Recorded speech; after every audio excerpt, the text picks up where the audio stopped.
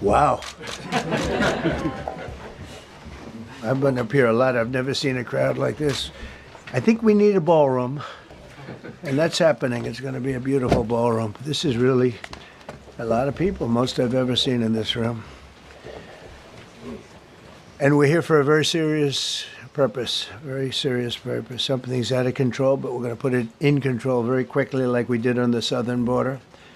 I'm announcing a historic action to rescue our nation's capital from crime, bloodshed, bedlam, and squalor, and worse.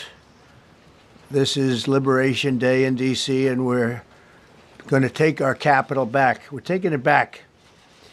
Under the authorities vested in me as the President of the United States, I'm officially invoking Section 740 of the District of Columbia Home Rule Act. You know what that is? And placing the D.C. Metropolitan Police Department under direct federal control, and you'll be meeting the people that will be directly involved with that. Very good people, but they're tough, and they know what's happening, and they've done it before. In addition, I'm deploying the National Guard to help reestablish law, order, and public safety in Washington, D.C., and they're going to be allowed to do their job properly. And you people are victims of it, too. You know, you're reporters, and I understand a lot of you tend to be on the liberal side, but you don't want to get mugged and raped and shot and killed. And you all know people and friends of yours that happened. And so you can be anything you want, but you want to have safety in the streets. You want to be able to leave your apartment or your house where you live and feel safe and go into a store to buy a newspaper or buy something. And you don't have that now. The murder rate in Washington today is higher than that of Bogota, Colombia, Mexico City, some of the places that you hear about as being the worst places on earth, much higher. This is much higher. The number of car thefts has doubled over the past 5 years, and the number of carjackings has more than tripled. Murders in 2023 reached the highest rate probably ever. They say 25 years, but they don't know what that means because it just goes back 25 years. Can't be worse. Our capital city has been overtaken by violent gangs and bloodthirsty criminals, roving mobs of wild youth, drugged out maniacs and homeless people. And we're not going to let it happen anymore. We're not going to take it. Just like we did on our southern border. Nobody comes through our southern border anymore. 3 months in a row, we had zero. I don't know if that's right, but the people that do the work, it's a very liberal group of people, actually, and they actually said zero for the last 3 months. Nobody thought a thing like that was possible. And, you know, when you take a look at numbers, I just saw some charts. These are different cities throughout the world. Red is, okay, the red is a place called Washington, D.C. Look at these. Baghdad we doubled up on Baghdad. Panama City, Brasilia, San Jose, Costa Rica, Bogota, Colombia, heavy drugs. Mexico City, I mentioned, Lima, Peru, all double and triple what they are. So do you want to live in places like that? I don't think so. I don't think so. And I think the people in this room, if you wrote correctly, you'd see, look at the kind of numbers we have. D.C., 41 per 100,000, number one that we can find anywhere in the world. Other cities are pretty bad, but they're not as bad as that. Is that where you want to live? The reporters of the world? Juvenile offenders and crimes against persons, as they say. It's getting worse. Not getting better, it's getting worse. And we had a recent indication. There was a story about a man who was just left. He quit because he was asked to do phony numbers on crime. And we're going to look into that. I think Pam is going to be looking into that. But he was asked by the city, I guess, that we don't want to show the real numbers. Let me do numbers so it looks like it's going down. Not going down. And under Biden, it was a disaster. And nobody did anything about it. We're going to do things about it like you wouldn't believe. Every American has a constitutional right to be able to access and petition their government in safety, and countless federal officials and employees likewise have the right to carry out their jobs in peace without being shot. As you know, I lost a very good person a while ago, was shot waiting for his wife. He was in the car. They robbed his car. They shot him. They killed him like it was nothing to it. She was walking to the car. It's a horror show. This issue directly impacts the functioning of the federal government and is a threat to America, really. It's a threat to our country. We have other cities also that are bad, very bad. You look at Chicago, how bad it is. You look at Los Angeles, how bad it is. We have other cities that are very bad. New York has a problem. And then you have, of course, Baltimore and Oakland. We don't even mention that anymore. They're so far gone. We're not going to let it happen. We're not going to lose our cities over this. And this will go further. We're starting very strongly with D.C., and we're going to clean it up real quick, very quickly, as they say. Days ago, a former member of the DOJ staff was savagely beaten by a band of roving thugs after defending a young woman from an attempted carjacking. He was left dripping in blood. He thought he was dead, with a broken nose and concussion. Can't believe that he's alive. He can't believe it. In June, a 21-year-old congressional intern was tragically killed after being hit by a stray bullet in a drive-by shooting. A former Trump administration official named Mike Gill, fantastic person, was murdered last year in cold blood in a carjacking blocks away from the White House. We all knew him. Great person. Waiting for his wife as she was walking to the car. A Democrat congressman was also carjacked at gunpoint not far from the Capitol.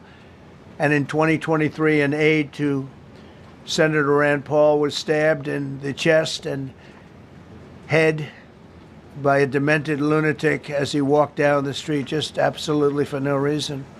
Horrifically, last July 4th weekend, a 3-year-old girl was shot in the head and killed while sitting in a car near the Capitol. It's becoming a situation of complete and total lawlessness. And we're getting rid of the slums, too. We have slums here. We're getting rid of them. I know it's not politically correct. You'll say, oh, so terrible. No, we're getting rid of the slums where they live. Caravans of mass youth rampage through city streets at all times of the day. There are ATVs, motorbikes. They travel pretty well.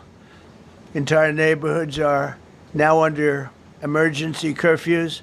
Just this past weekend, gunfire went through, and you saw that, the Navy Yard.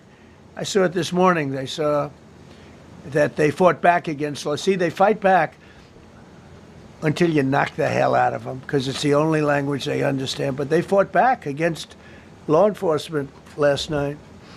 And they're not going to be fighting back long, because I've instructed them and told them whatever happens, you know, they love to spit in the face of the police as the police are standing up there in uniform. They're standing and they're screaming at them an inch away from their face. And then they start spitting in their face. And I said, you tell them, you spit and we hit. And they can hit real hard. It's a disgusting thing. I've watched that for years, for 3-4 years. I've watched them. The police are standing, and they're told, don't do anything under any search. So and you can see they want to get at it. And they're standing there, and people are spitting in their face, and they're not allowed to do anything. But now they are allowed to do whatever the hell they want. This dire public safety crisis stems directly from the abject failures of the city's local leadership. The radical left city council adopted no cash bail. By the way, every place in the country where you have no cash bail is a disaster. That's what started the problem in New York, and they don't change it. They don't want to change it. That's what started it in Chicago. I mean, bad politicians started it, bad leadership started it, but that was the one thing that's central, no cash bail. Somebody murders somebody and they're out on no cash bail. before the day is out. We're going to end that in Chicago. We're going to change the statute. I spoke with Pam and Todd and everybody. We're going to change the statute, and I'm going to have to get the Republicans to vote because the Democrats are weak on crime. Totally weak on crime. They don't know why. They want to stop because they get mugged too. But we're going to change no cash bail. We're going to change the statute and get rid of some of the other things. And we'll count on the Republicans in Congress and Senate to vote. We have the majority, so we'll vote. We don't have a big majority, but we've gotten everything, including the great, big, beautiful bill. Got that done, and that's one of the greatest things that's ever happened to people in this country. They're starting to figure it out, how good it is. Biggest tax cut in history. So many things. But we'll be able to get that done. So, Todd, if you and Pam can draw up things working with the people, I'll get it passed. We'll get it passed with the Republicans. Probably won't get, think of this, probably won't get one Democrat vote because they have no idea what they're doing. That's why they want men playing in women's sports. That's why they want transgender for everybody transgender. And they just got walloped in an election, in a landslide, and they haven't changed one thing. I saw the other day the certain gentleman who was a very well-known politician, Democrat, was fighting like hell that men should be allowed to play in women's sport. They just don't get it. They said it's an 80-20 issue, and I think it's a 97-3 issue. And I don't know who the three are. I've never heard anybody nobody's ever come up to me, sir, you have to let men play in women's sports. You have to do it, sir. Nobody's ever approached me. I don't know where this issue even comes from. Never seen anything like it. But they turned our nation's capital into a sanctuary jurisdiction. That's the other thing. We have to get rid of sanctuary cities as quickly as possible. We're going to do it, too. We have to. Because it's sanctuary for criminals. Releasing illegal alien gang members onto the streets. In 2022, nearly 70% of criminals arrested in Washington went unprosecuted. That's not going to happen with the group we have standing aside and standing behind me. And at the Metropolitan Police Department, it's now reached a small number relatively compared to what it was, but it's thousands of people. You know, we have thousands of police. I was told today, sir, they want more police. I heard a number, 3,500 police. That's a lot of police. 3,500. I thought they were going to say, we only have 30 policemen or women. They said, we have 3,500. We need more. You don't need more. That's so many. I never heard. That's like an army. How could you need more than 3,000? It just happened 2 minutes ago. Sir, they've requested more police. Oh, what do they have? About 3,500. I said, 3,500? This is not a big area. It's ridiculous. What you need is rules and regulations, and you need the right people to implement them. And we have the right people here, that I can tell you. Look at the border. Biden said there's nothing you can do. Kamala was the border czar. She never called one of the Border Patrol agents who are great. ICE is great. Never spoke to anybody. Never went there. But she was the border czar. And everybody said it was impossible to fix. I fixed it in 3 months. No, really. I fixed it the first week, but really fixed it over the last couple of months. And I mean, literally to a point where, as I said, 0 illegals entering our country in the last 90 days. Pretty amazing. It's time for dramatic action. We're going to do the same thing over here. It's going to be a very safe city very soon. We're not looking to take years, because a lot of people die in years. And we've got incredible people in this country, except we have to allow them to do their job. And that we will deliver like nobody's ever delivered before. I actually think it's easy. You know, if you're competent, it's easy. If you're incompetent, it's impossible. But I'm very competent. Last week, my administration surged 500 federal agents into the district, including from the FBI, ATF, DEA, Park Police, the U.S. Marshal Service, the Secret Service, and the Department of Homeland Security. You know, a lot of nations, they don't have anything like that. They got some police, and they're rough police. They don't have DEA, ATF, FBI, Park Police, U.S. Marshal Service, Secret Service, Department of Homeland Security. They got some police, but they're rough police, and they do their job. They don't have crime. We're not going to have crime either. They made dozens of arrests, and that's what starts to happen. Again, cashless bail. Watch what we do with that. Today, we're formally declaring a public safety emergency. This is an emergency. This is a tragic emergency. And it's embarrassing for me to be up here. You know, I'm going to see Putin. I'm going to Russia on Friday. I don't like being up here talking about how unsafe and how dirty and disgusting this once beautiful capital was, with graffiti all over the walls. It's another part of it, by the way, because we're talking about safety, but we're also talking about beautification. We have the most beautiful, potentially, capital in the world. We always had. But people come from Iowa, they come from Indiana, they come and then they get mugged. Not going to happen. Keep coming, because by the time you get your trip set, it's going to be safe again, and it's going to be clean very quickly. We're going to replace the medians that are falling down all over the roads. We're going to replace the potholes. We're going to put a nice new coat of asphalt over the top. No, we don't have to rip the road out and spend 7 years building a new road because they cut everything. Because some designers said, well, we need a 1/4 of an inch more turn for safety reasons. No, we're going to do it right. We're going to get it done quickly. So today we're declaring public safety emergency in the District of Columbia, and Attorney General Pam Bondi, who's fantastic, is taking command of the Metropolitan Police Department as of this moment. And I'll be making the appropriate notifications to Congress and to the mayor, our new DEA administrator, who's one of the top in the country. He better be Terry. If you're not, I'm going to get rid of you so fast. Terry Cole. Terry, thanks. Very good. We just got him. Most highly recommended person. And you'll be designated as the interim federal commissioner of the Metropolitan Police Department. Okay? And you run them tough. They're good. You have a lot of good people. You have people that shouldn't be there. You also have people that shouldn't be there. They got in there because of woke. But you have a lot of great police. And those people are the ones that want to help you. This city will no longer be a sanctuary for illegal alien criminals.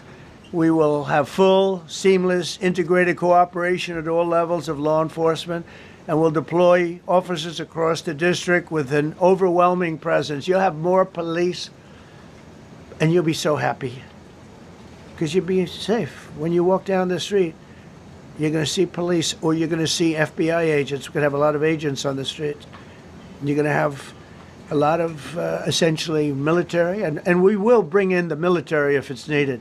By the way, we're going to have National Guard, but Pete Hegseth will tell you about it. We will bring in the military if needed. People say, "Oh, that's so terrible. He's going to bring in." It's been used many times over the years. I don't think we'll need it. I think we've got so many great people, including the people that are in the police department with proper leadership. They'll immediately begin massive enforcement operations targeting known gangs, drug dealers, and criminal networks to get them the hell off the street, maybe get them out of the country, because a lot of them came into our country illegally. They shouldn't have been allowed in. They come from Venezuela. They come from all over the world. We're going to get them the hell out. They won't be here long. But some of these people, a lot of them, are homegrown criminals. And these are bad people. These are rough people. And this is just a list of some of the people that were given to me today that were criminals removed from the D.C. streets this weekend. They were rough and tough. But we're rougher and tougher. Look at these people here. Nothing, you know. They're not going to be your local school teacher. Look at this guy. He has killed people numerous times. They're not going to be an asset. They will never be an asset to society. I don't care. I know we all want to say, oh, they're going to be rehabbed. It's not going to be rehabbed. I'm going to ask Doug Burgum to come up and say a couple of words because he's in charge, as you know. He's Interior, but he's in charge of the U.S. Park Police. And I've heard so many great things about the Park Police. They're proud of it. They've been there for a long time. Their families oftentimes grow into the roles. They love the country. They love this area. So, Doug, could you say a few words, please? Thank you, Mr. President. On behalf of the U.S. Park Police, this is the oldest federal police force in the nation. They were formed in 1791 by none other than President George Washington. They've got the awesome responsibility of protecting our nation's most sacred monuments.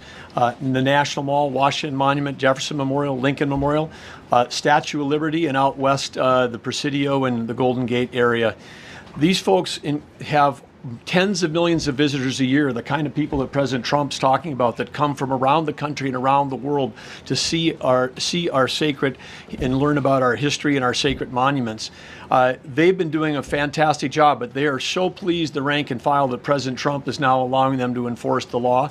As those of you that live in the city may know, that the circles and the triangle parks that are spread throughout D.C. are actually federal park property. So the U.S. Park Police also have responsibility for that. These became littered with homeless camps under the Biden administration. All of you saw that. Since President Trump's executive order on March 27th, making D.C. safe and beautiful again, the U.S. Park Police have removed over 70 homeless camps. And President Trump also talked about beautification. They're stopping and enforcing the laws against graffiti on our monuments. They've removed over 80 specific attacks against our history with graffiti on our monuments. So they continue to do a great job, whether it's in their vehicles, on foot, or on the mounted police that you see around the National Mall. And President Trump, they thank you. The rank and file is so happy to be enforcing the law again. Thank you for your leadership, and they're excited about the announcement you're making today. Thank you. Very good. Great job you're doing. Thank you very much. Pete, could you say something about the military, if you would? Well, Mr. President, it's an honor to be here. And at your direction this morning, we've mobilized the D.C. National Guard. It'll be operationalized by the Secretary of the Army, Dan Driscoll, through the D.C. Guard. You will see them flowing into the streets of Washington in the coming week. At your direction as well, sir, there are other units we are prepared to bring in. Other National Guard units, other specialized units. They will be strong, they will be tough, and they will stand with their law enforcement partners. This is nothing new for DOD. As the President noted, at the border, we've got 10,000 troops down there who've been operating in defense cooperation areas, defense zones, where there's zero illegal crossings because of troops on strikers scanning the border. We've been protecting other people's borders for 20 years. It's about time we protect our own, and we're working with ICE and CBP. In Los Angeles, we did the same thing. Working with the California National Guard, working with ICE officers. ICE officers deserve to do their job and not be attacked. We will work alongside all DC police and federal law enforcement to ensure this city is safe, this city is beautiful. And as I always say about President Trump to the troops, he has their back. And my message to the National Guard and federal law enforcement in Washington is, we have your back as well. Be tough, be strong, we're right behind you. Thank you, Mr. President. I'm going to ask Pam, because she's now, as you heard me say, she's really in charge of a lot of what we're talking about. She's done an incredible job. People are going to start to see the fruits of her labor. And Pam, maybe you could say a few words about what we're talking about here. Sure, President. Let me be crystal clear. Crime in D.C. is ending, and ending today. We are going to use every power we have to fight criminals here. President, thank you for caring about our capital. Families come here every summer. Our museums are free. We have the National Zoo. We have the National Gallery. DC should be a place where everyone can come and feel safe. Behind me and to my side, we have some of the best career law enforcement and prosecutors in the country who are ready to take this on. As the President said, Terry Cole is going to be supervising the Metro Police Department. Gadi Serralta, our U.S. Marshal, is going to be supervising command and control, the entire operation. Our Deputy Attorney General, Todd Blanche, and I will be working with them closely, along with our great FBI Director, Kash Patel. Kash is going to talk to you in a minute about what we did in Virginia recently with Governor Youngkin. Many of you covered that, and it was tremendously successful.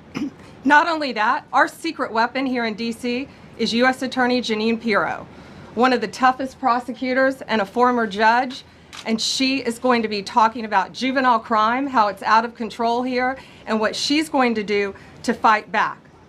No more crime rampant in our beautiful capital. No more teenage girls beating a disabled man to death. No more of that. No more drive-bys. We're going to do everything we can. And working with the ATF Director Driscoll and Commander of the Army, we're going to all work together. That's what we all do in this room. We work together. We fight. Do not underestimate one person in this room. We're going to make D.C. beautiful. We're going to make D.C. safe again. One other thing, just at the wharf a few days ago, the area of the wharf, Terry Cole reached out to me, not even nightfall, on the weekend, where so many families in tourists go. A guy's overdosing from fentanyl on a park bench. In the middle of families around, they administer Narcan and saved his life. No more of that. The President of the United States is going to clean up D.C., and we're going to be there to help him, and we're going to be successful. Thank you. Thank you, Ben. Cash, talk about Northern Virginia, if you would. Northern Virginia, we had a big success. Thank you, Mr. President. Thank you, Attorney General Bondi, for your leadership, Deputy Attorney General, and the rest of our interagency partners. Mr. President, the following is what happens when you let good cops be cops, and I just want to highlight that before I get into Northern Virginia. This year alone, under President Trump's administration, we've had over 4,000 child victims identified and found. That's a 33% increase from the same time period last year. 33% increase. We've had a seizure of 1,500 kilograms of fentanyl up to this date. That is a 25% increase since the same time period last year. And just to put it in perspective, 1,500 kilograms of fentanyl is enough to kill 115 million Americans. 115 million Americans. Cops are getting after it. The FBI has arrested 19,000 people this year alone. Thanks to President Trump's administrations, that's double than where we were this time last year. And we have also arrested 1,600 people who have committed violent acts against children. 270 of them are human traffickers of children. Mr. President, this is what happens when you have great leadership at the Attorney General with Pam Bondi, your administration's priority of protecting the homeland and protecting American citizens and protecting our children, and the murder rates are plummeting. We are now able to report that the murder rate is on track to be the lowest in U.S. history, in modern recorded U.S. history, thanks to this team behind me and President Trump's priorities.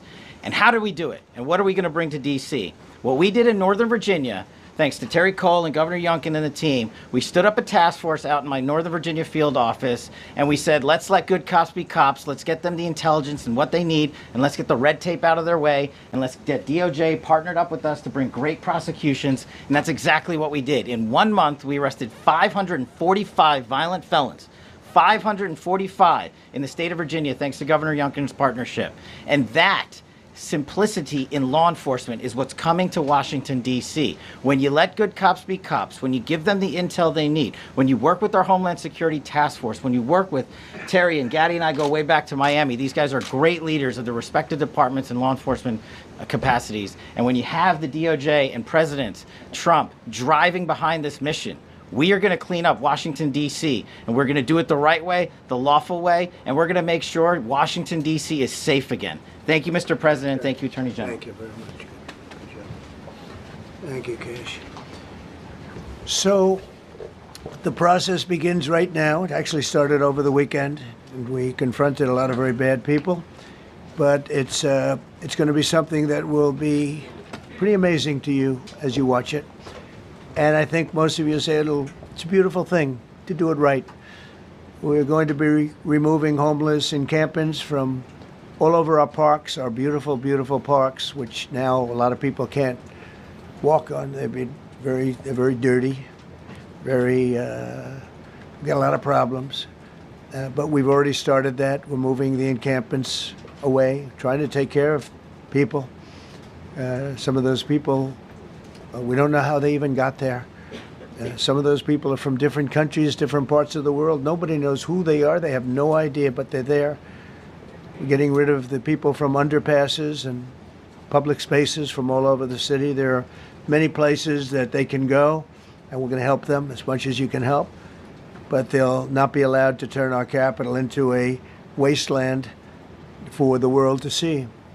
The Metropolitan Police Department and the federal authorities will be supported in the effort, a really big effort, the 800 D.C. National Guardsmen that we'll put on, and much more if necessary, much more.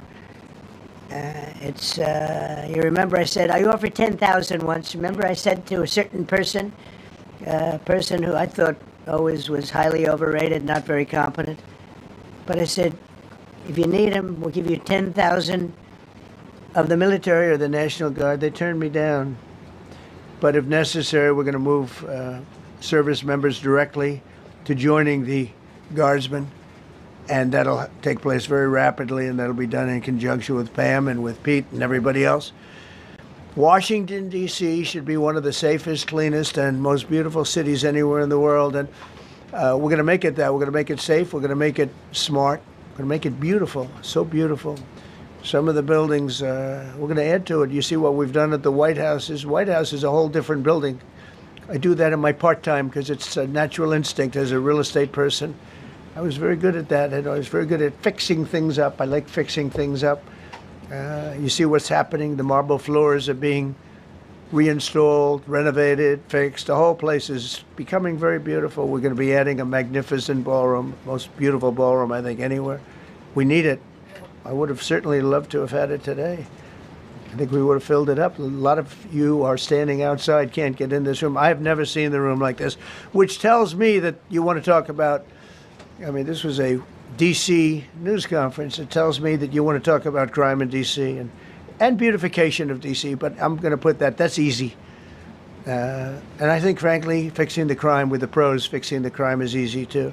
A person who I've known for a long time, and she's been incredible. She was a fantastic, one of the best ever district attorneys in New York. She was in Westchester, and she became a judge, very successful judge.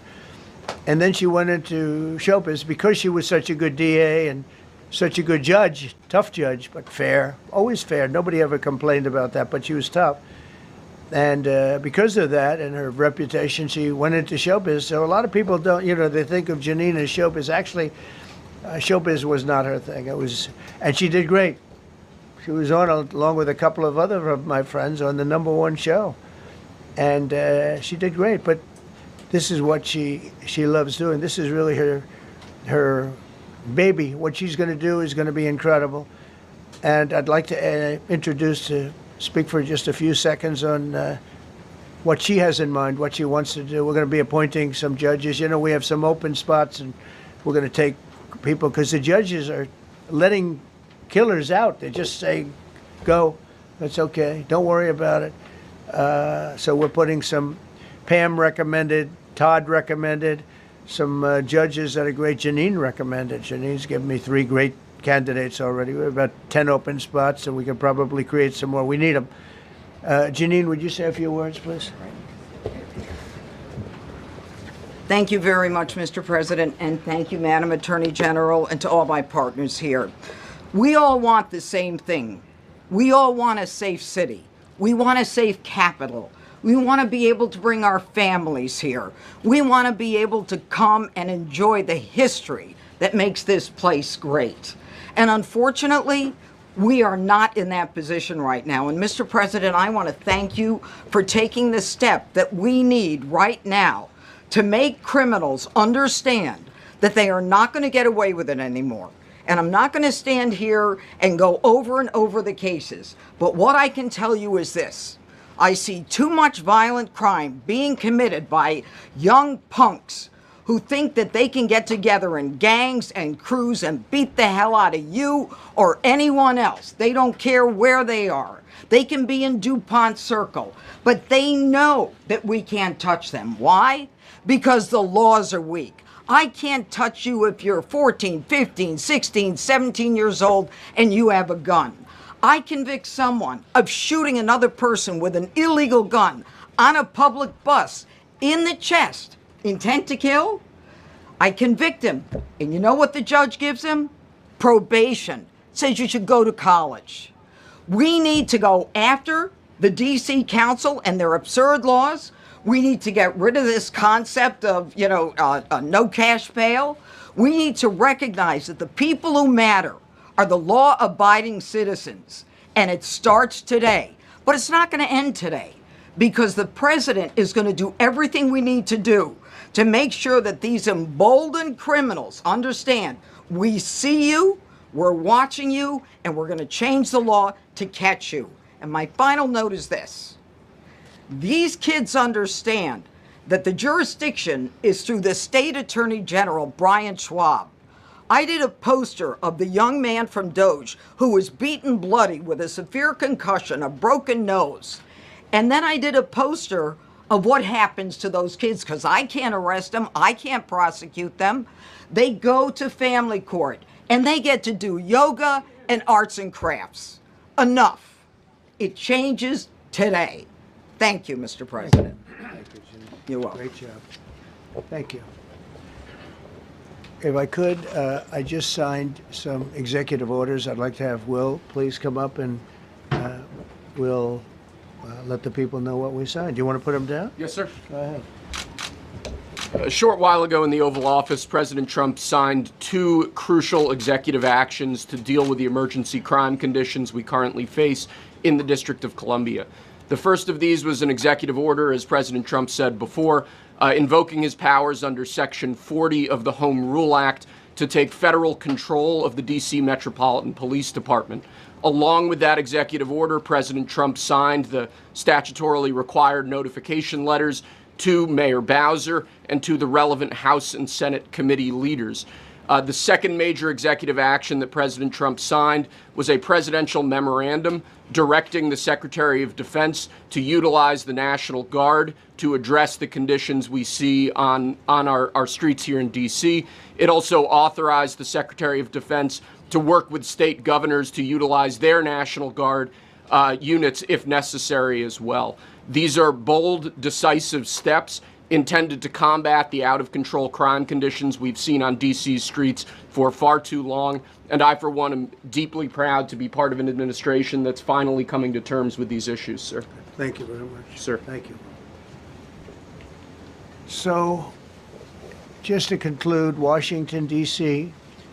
should be one of the safest, cleanest, most beautiful places anywhere in the world. It was years ago.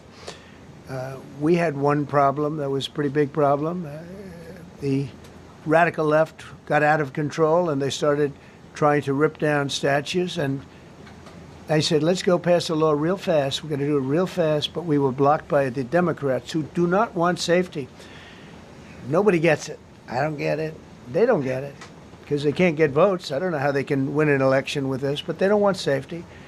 And I found an old statute, very old, early 1900s, that said if you so much as touch or even think about destroying a statue or a monument in Washington, D.C., you go to jail for 10 years with no probation, no anything. In other words, slightly different than we have today. Today we have cashless bail.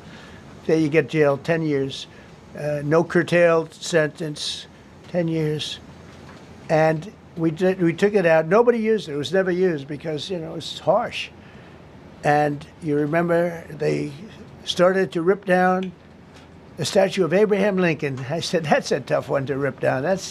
He was pretty good, Pam. I think he was pretty good. When the ropes started going around Abraham Lincoln to pull him down, Andrew Jackson, others, and they were heading to the Jefferson Memorial, Thomas Jefferson. They're going to do a big number there. I said, it's time. And I signed that statute immediately. We had it updated. We made it use the same language, all passed by Congress. And I announced it's 10 years in jail, no probation, no anything, 10 years, no curtail sentence if you touch, so much as touch a statue in Washington, D.C. And it was an amazing sight, beautiful sight. Everybody just left. The ropes were hanging around Andrew Jackson, and there were 2 ropes around Abraham Lincoln. They left the rope, but everybody just left. And that was the last problem we ever had. You know, that was the last problem that we ever had with the statues. They were going wild, and somebody came to me and said, sir, in 1910, I don't want to give you an exact because you'll say, Donald Trump gave us wrong dates around like early on. You know, if I'm slightly off, they make you sound a little bad. So I won't put myself in that position. I won't put you in that position, because I think everybody agrees with what we're doing today. But when I signed that thing, it was like a miracle. Everybody left. They were gone. They were starting to march down. They started the march toward Thomas Jefferson. And I figured he was always going to be safe. But they found something with him, and they found something with Abraham Lincoln. And even in the name George Washington in California, numerous places changed the name of George Washington High School and various other places. They took George Washington's name. This was a sick, woke culture that I think we've largely ended. And a lot of those people that were woke are now turning out to be the opposite. I won't go so far as to say MAGA. It's a very special category. But they've gotten out of that. But we have people that love this country, and they love this really beautiful capital. It is. I flew over it the other day, and I said, what a beautiful place. But if there's crime all over the streets, when you get there, it doesn't look so beautiful. But we're going to make it beautiful again. We're going to fix it with crime, and we're going to also, as we're doing that, we're going to start doing things that we know how to do, that I know how to do better than anybody, I guess, because of my experience from previous life. But not only are we stopping the crime, we're going to clean up the trash and the graffiti and the grime and the dirt and the broken marble panels and all of the things they've done to hurt this city. And we're going to restore the city back to the gleaming capital that everybody wants it to be. It's going to be something very special. All of these people are really tough. Could I shake your hand, Gaddy, please? You're going to be so important here. You're going to be that guy. I hope I don't have to fire him in 2 weeks because he's too soft. I don't think he's too soft. If I do, I will, though. Is it okay? If you're soft, weak, and pathetic, like so many people, I will fire you so fast. You're not going to have to worry about that. No, I think you're going to do a fantastic job. And everybody in this room, they may not express it, but they all want that to happen. You know, they want to be safe, and they have families too. So it's an honor to have such a large group. I've done this for years now, hard to believe. I've never seen this room so packed. In fact, I'm sure it's a violation of every fire code. But we'll let you stay anyway. You're taking a chance. And with that, we'll say, maybe if you could, oh, wow. We could be here all day long. If we could keep the first questions, perhaps, to this subject, and then we'll go on to a few others. Please. Mr. President, thank you so much. Can you talk about how personal of an issue this is? You talked about flying over the Washington Monument and seeing the pride of what D.C. is. And do you believe that the status of the city, the cleanliness, the way that crime is low, is a direct reflection on how the country is run? Yeah, I do. I think the Capitol, look, everyone comes here. They're all coming. All the leaders, they're all wanting to come. And I say it, I've said it again, but I'm really just quoting other leaders from NATO, from the Middle East, King of Saudi Arabia, Qatar, UAE. I was over there. We brought back $5.1 trillion of investment into our country. But a month and a half ago, I was at NATO. We had a great thing. They agreed to put up 5% instead of 2%. 2% they didn't pay, 5% is already paid.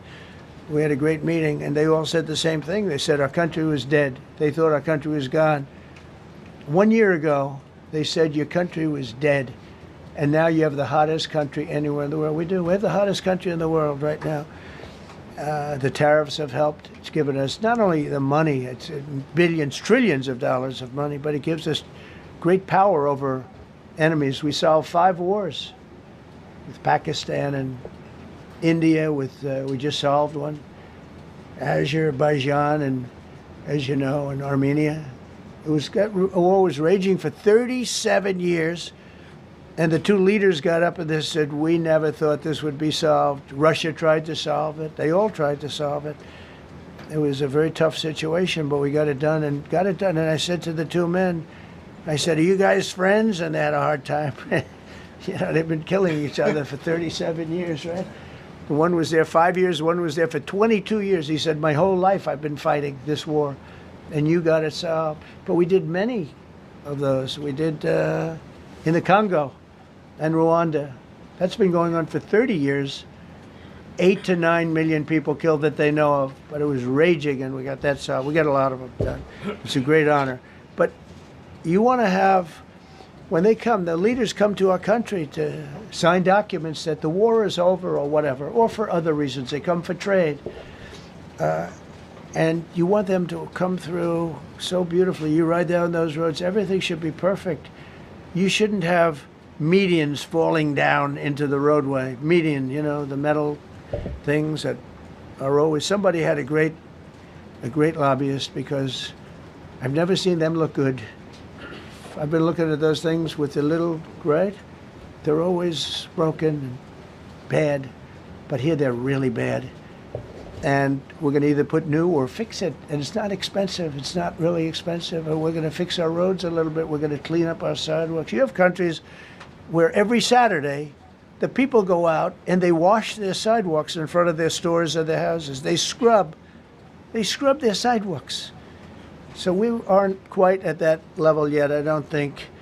Gaddy, we're not quite there yet, but maybe we will. They go out and they scrub. I think it's so beautiful to hear that and to see those stories. But we're going to make it clean. But just to finish with your question, it's a very, very strong reflection of our country.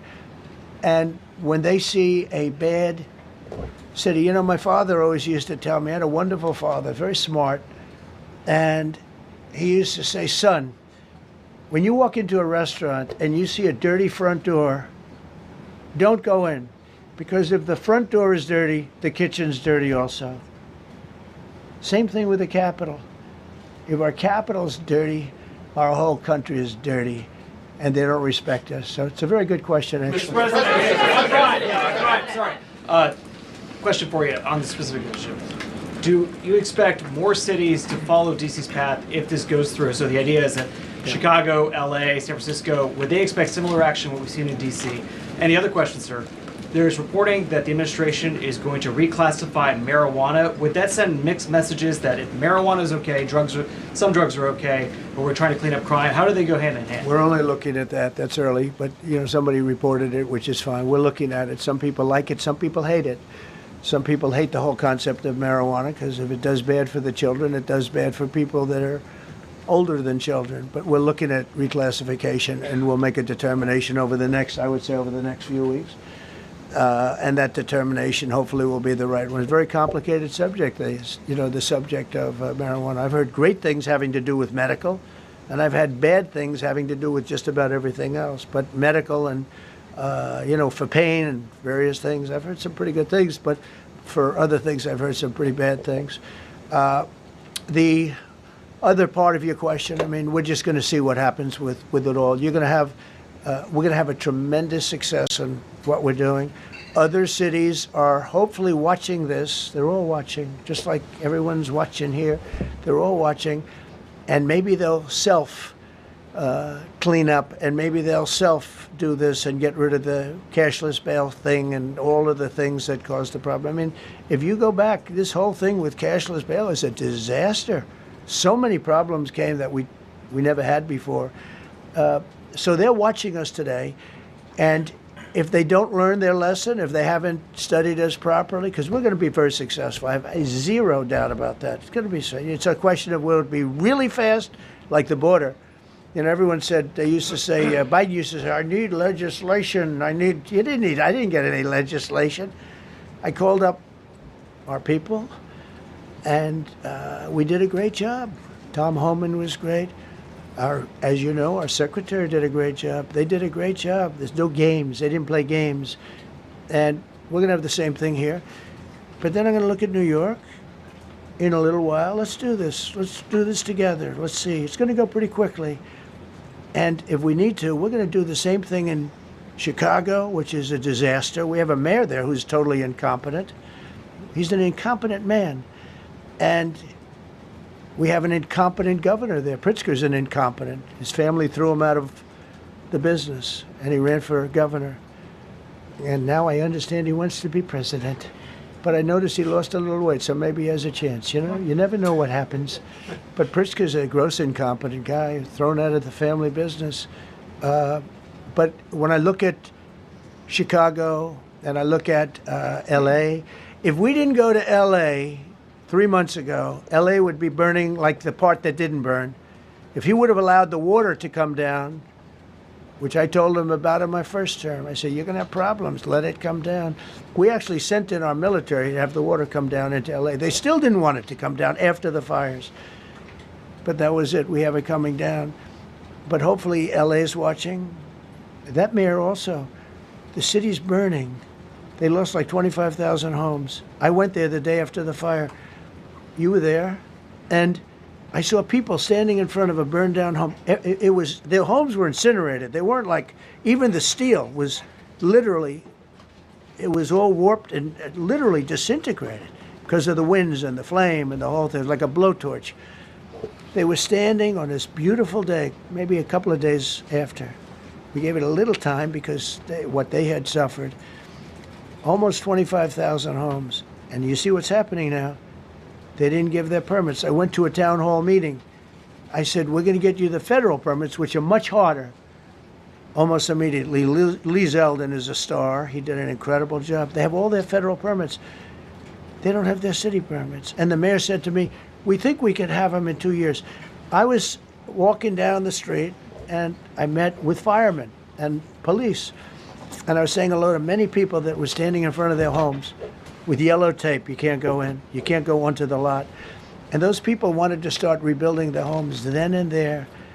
And the mayor said, we should be able to get them the permits within 2 years. I said, that's a shame. 2 years. Are you kidding? I'm going to get them the federal permit like almost immediately. 2 years. And she drew it back. Well, maybe 1 year. The place was booing her out of the place. They don't have their permits to build their homes.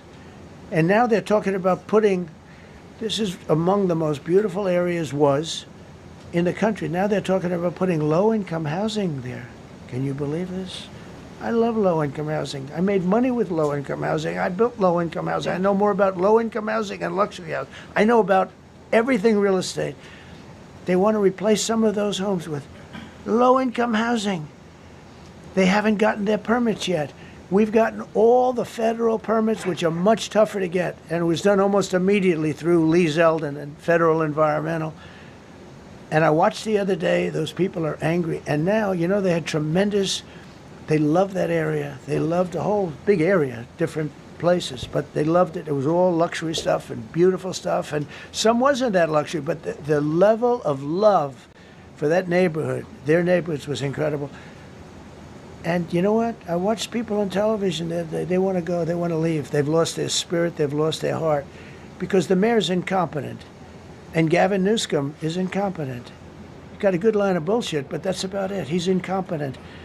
And you have Los Angeles is, you know, it's amazing. You know, I called, the first thing I did, I got the Olympics to go there. I was the one that got it.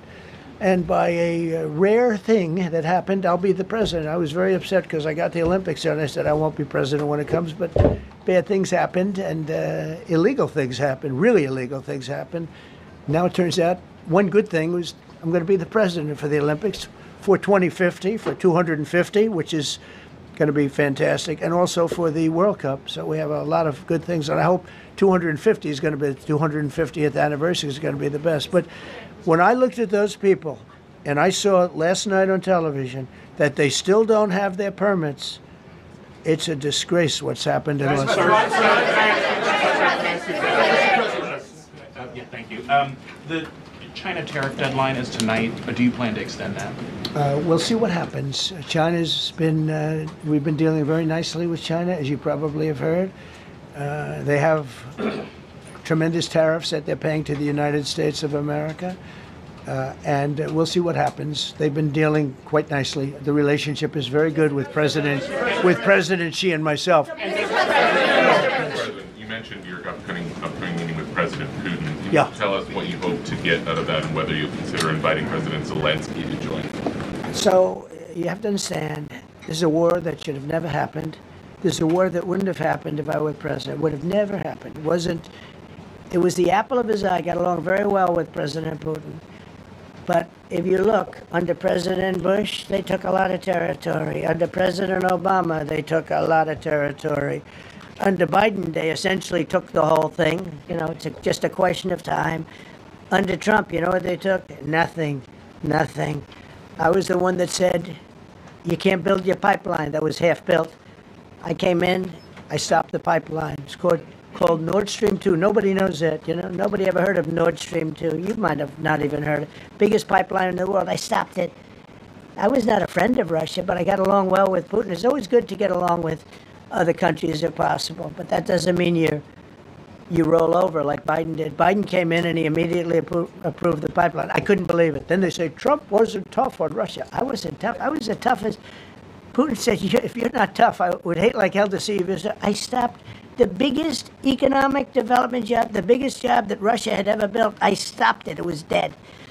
And this low IQ president came in and he let them build a pipeline and supply oil and gas all over Europe, you know. So this is really a feel-out meeting a little bit. And President Putin invited me to get involved. He wants to get involved. I believe he wants to get it over with. Now, I've said that a few times, and I've been disappointed because I'd have like a great call with him, and then missiles would be lobbed into Kiev or some other place, and you'd have 60 people laying on a road dying. I said, that's cold, but it's a violent war. 5,000 to 7,000 people a week are dying. And you know, there's nobody from here. They're all Russian and Ukrainian people, and some people from the cities, much smaller number, but still, those missiles do damage and they kill a lot of people, but mostly soldiers. And they're young soldiers, although in the case of Ukraine, they're getting much older. They're drafting 60-year-olds now. It's a terrible thing to witness, and I think I have an obligation. Look, this is Joe Biden's war. This is not my war. I made a deal with NATO a month ago. You covered it very accurately, actually, where we don't pay anything anymore. You know, we're not paying anything.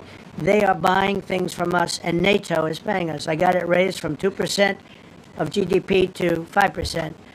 And they're paying us for everything that we send. We're not paying. But Biden approved $350 billion. Europe has spent $100 billion. The money that's been spent and the death is incredible. It's the worst thing that's happened, by far the worst that's happened since World War II. So I'm going in to speak to Vladimir Putin. And I'm going to be telling him, you got to end this war. You got to end it. And he wasn't going to mess with me. This war would have never happened. You know, we had a discussion about it one time, and we never had that discussion again. Would have never happened. And when the election was rigged, and then Biden took office, which was barely took office, the auto pen took office, bad things started happening. Bad things, stupid things were said. And it ended up in a war. And you know, and I don't believe this will happen anymore because I have that pretty well covered. This could end up in a third world war. This could have been a third world war. I don't think that's going to happen now.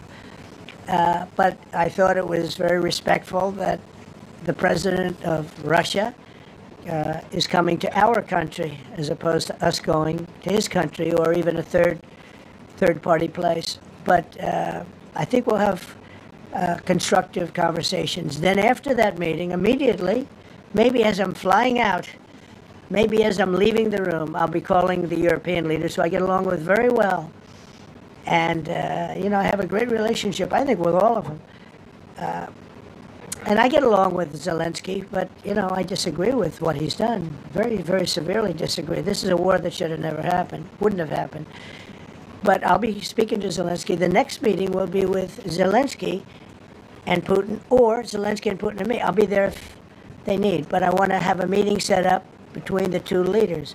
I was a little bothered by the fact that Zelensky was saying, well, I have to get constitutional approval. I mean, he's got approval to go into war and kill everybody, but he needs approval to do a land swap because there'll be some Land swapping going on. I know that through Russia and through conversations with everybody to the good, for the good of Ukraine.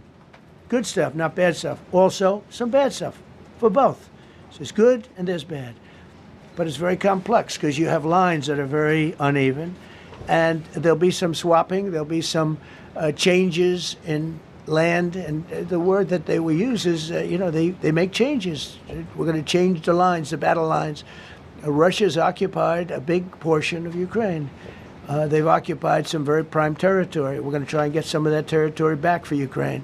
But they've taken some very prime territory. They've taken largely ocean, in real estate we call it oceanfront property. That's always the most valuable property.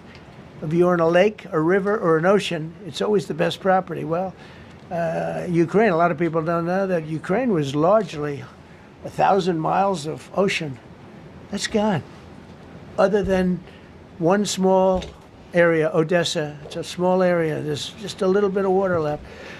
So I'm going to go and see the parameters. Now, I may leave and say, good luck, and that'll be the end. I may say this is not going to be settled. I mean, there are those that believe that Putin wanted all of Ukraine. I happen to be one of them, by the way.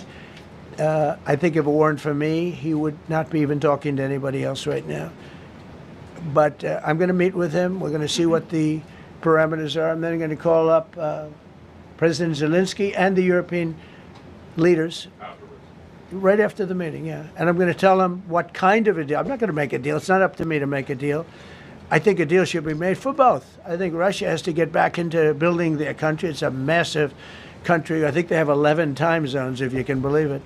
It's a massive, it's by far, from the standpoint of land, it's by far the largest. They have tremendous potential in Russia to do well. They're not doing well. Their economy is not doing well right now because it's been very well disturbed by this. It doesn't help when the President of the United States tells their largest or second largest oil buyer that we're putting a 50% tariff on you if you buy oil from Russia. That was a big blow. And then they say, gee, he wasn't so tough. Nobody else would have done that. And I haven't stopped there. I mean, look, I was all set to do things far bigger than that, but I got a call that they'd like to meet, and I'm going to see what they want to meet about. I'd like to see a ceasefire. I'd like to see the best deal that could be made for both parties. It takes two to tango, right? So ultimately, I'll have a meeting next week. I had a great relationship with him, considering the fact that I was not nice to him because of the pipeline. I ended the pipeline. I also gave the javelins. Do you ever hear of a javelin? Javelin is called a tank buster. They say that Obama gave them sheets and I gave them javelins. If it weren't for me, all those tanks that were destroyed at the first days of the war because the tanks got stuck in the mud, some commander made a better. They would have been in Kiev in 4 hours going down the highway. But a Russian general made a brilliant decision to go through the farmland instead. And they just had torrential rains, and the rains were so bad, and it was mud, and those tanks got stuck in the mud. I don't know who that general is, but knowing Vladimir, he's probably not around any longer because all those tanks were stuck in the mud, and they went along with the javelins. I gave them the javelins. You know that, right? I gave them javelins. They gave them sheets. But I'm going to meet with President Putin, and we're going to see what he has in mind. And if it's a fair deal, I'll reveal it to the European Union leaders and to the NATO leaders and also to President Zelensky. I think out of respect, I'll call him first. And then I'll call them after. And I may say, lots of luck, keep fighting. Or I may say, we can make a deal. If not, I will tell you this. I've seen a poll coming out of Ukraine. 88% of the people would like to see a deal made. And if you go back 3 years, everybody was gung-ho for war. Everybody's gung-ho for war until you have it. It's an amazing thing. I had it with a couple of countries where I couldn't get a deal done with one particular country. And I just couldn't. The guy's great. He's a friend of mine. Great. Good leader. Tough as hell. I couldn't get the deal done. And then he went into war for a short period of time. You know where I'm talking about. First term. And it was nasty. Guys being killed all over the place. And he went through 1 week of war, and I was able to get the deal done. He said, this is nasty. Yes, please. Yeah, just to follow up on what you were saying there. First of all, Volodymyr Zelensky is not invited on Friday? He wasn't a part of it. I would say he could go, but he's gone to a lot of meetings. He's been there for 3.5 years. Nothing happened. And what is the definition? I mean, do you want somebody that's been doing this for 3.5 years?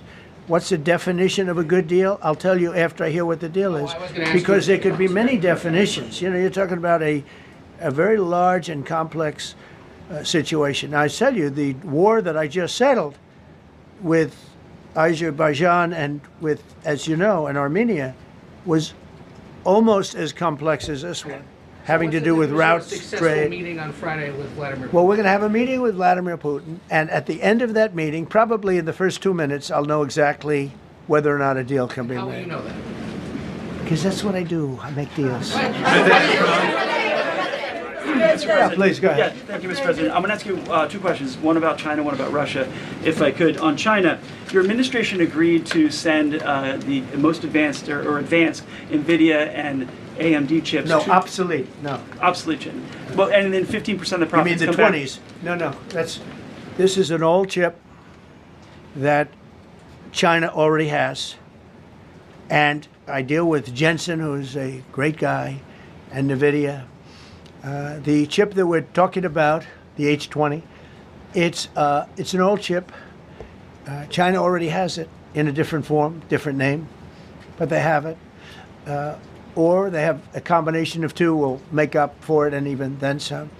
Now Jensen's a very brilliant guy, and Jensen also has a new chip, the Blackwell. Do you know what the Blackwell is? The Blackwell is super duper advanced.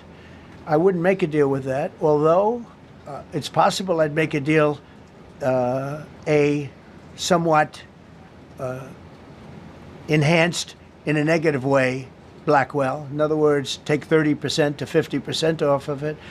But that's the latest and the greatest in the world. Nobody has it. They won't have it for 5 years. But the H20 is obsolete. You know, it's one of those things, but it still has a market. So I said, listen, I want 20% if I'm going to approve this for you, for the country, for our country, for the U.S. I don't want it myself. You know, every time I say like 747, I want, yeah, for the Air Force. So I just wanted, so when I say I want 20, I want for the country. I only care about the country. I don't care about myself. And he said, would you make it 15? So we negotiate a little deal. So he's selling a essentially old chip that Huawei has a similar chip, a chip that does the same thing. And I said, good, if I'm going to give it to you, because they have a, they have a stopper, what we call a stopper, not allowed to do it. It's really known as a restrictive covenant.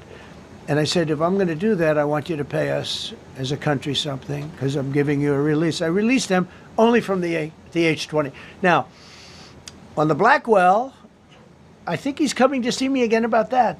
But that will be a unenhanced version of the big one. Like, I don't know if you know it, we will sometimes sell fighter jets to a country and we'll give them 20% less than we have. Do you know what I mean, right?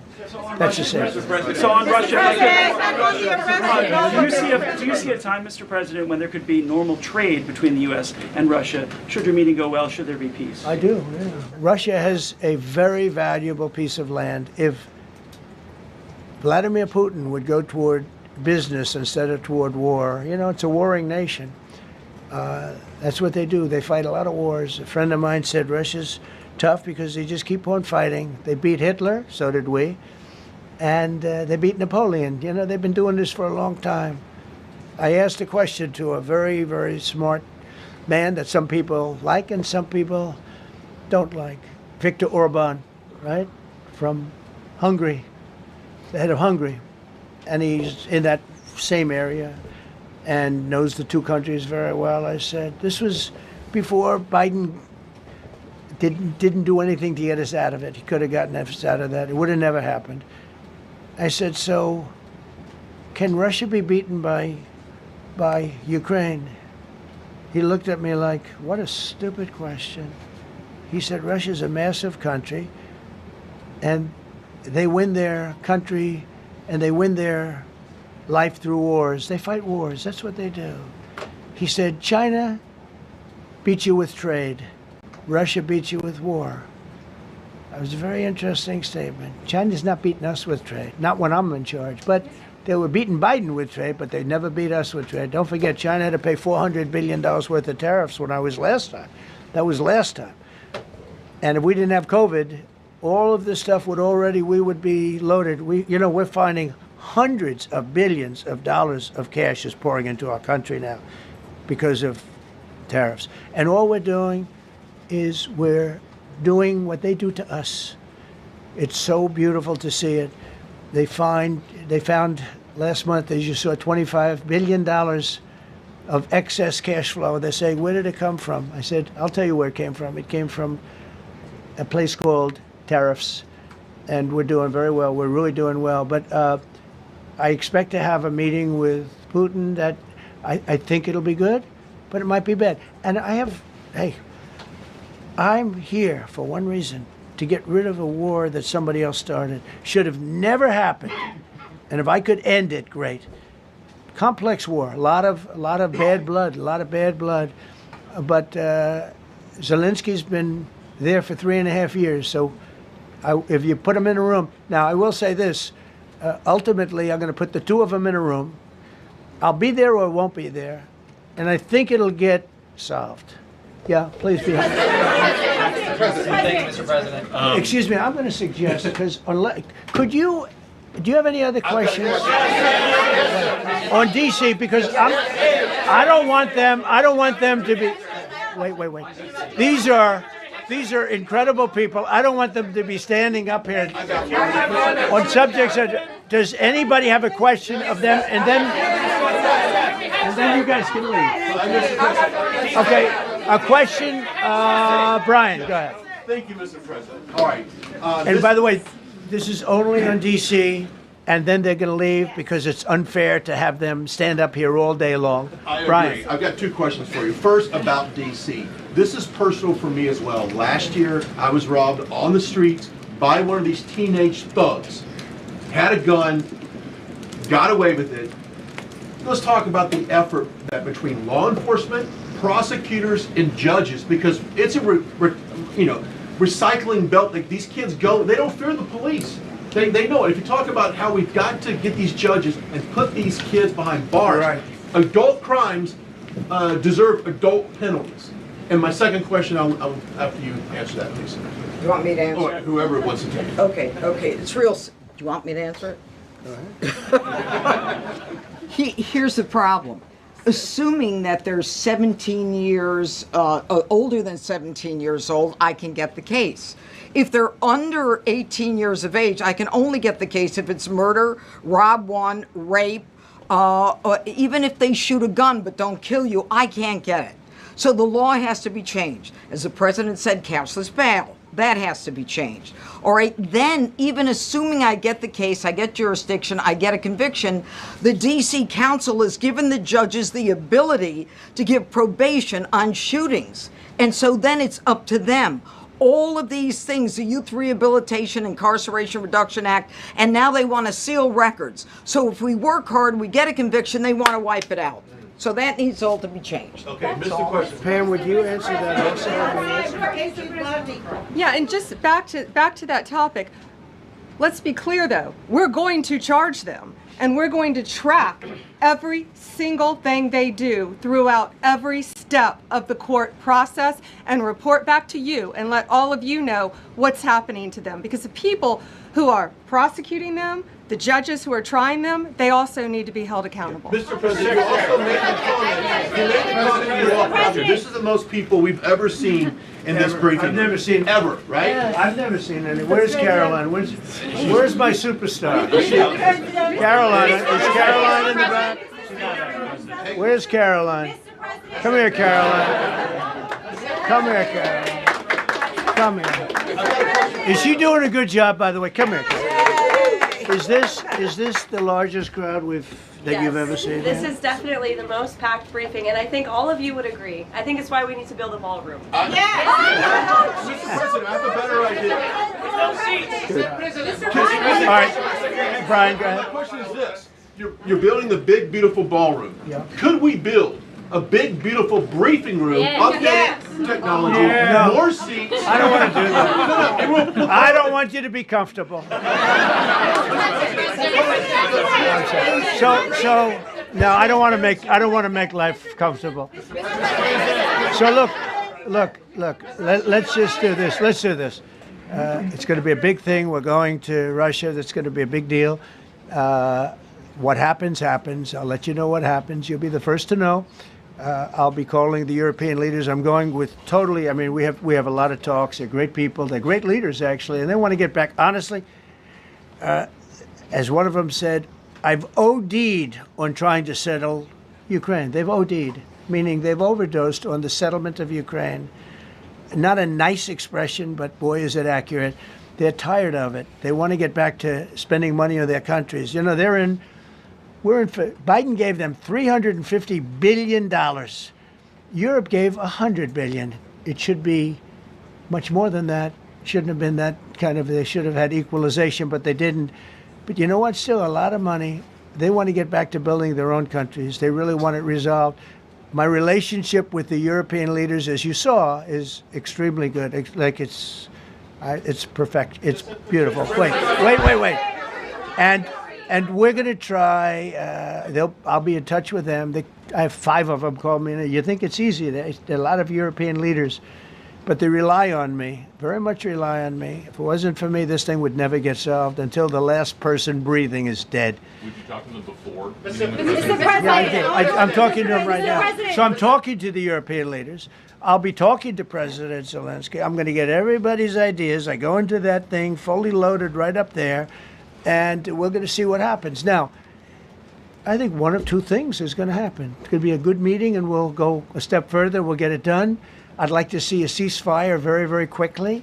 Very quick. I'd like to see it immediately, but I'd like to see it very quickly. And we're going to be dealing with the European leaders, and we're going to be dealing with President Zelensky, and hopefully we're going to have a great success. As far as this, what we did today, and I think you were here for D.C. more so than even Russia, because Russia will be, you know, we have a couple of days to go, but the Russia is going to be very interesting. But to me, what is very exciting, and we're going to take back our capital. We're going to make it beautiful again, but we're going to make it, more importantly, safe again. It's going to be so safe. It's going to be a model. And then we'll look at other cities also. But other cities are studying what we're doing. And you have some capable people in other cities. They can do it too. But we have a great group of professionals. We're going to have a safe, beautiful capital, and it's going to happen very quickly. Thank you all. Thank you all very much. The Justice Department appeal the Epstein decision today, Mr. President. How long will the takeover of D.C. police last? We'll see you guys tomorrow. We'll have another briefing. We'll see the National Guard on their streets. All of them.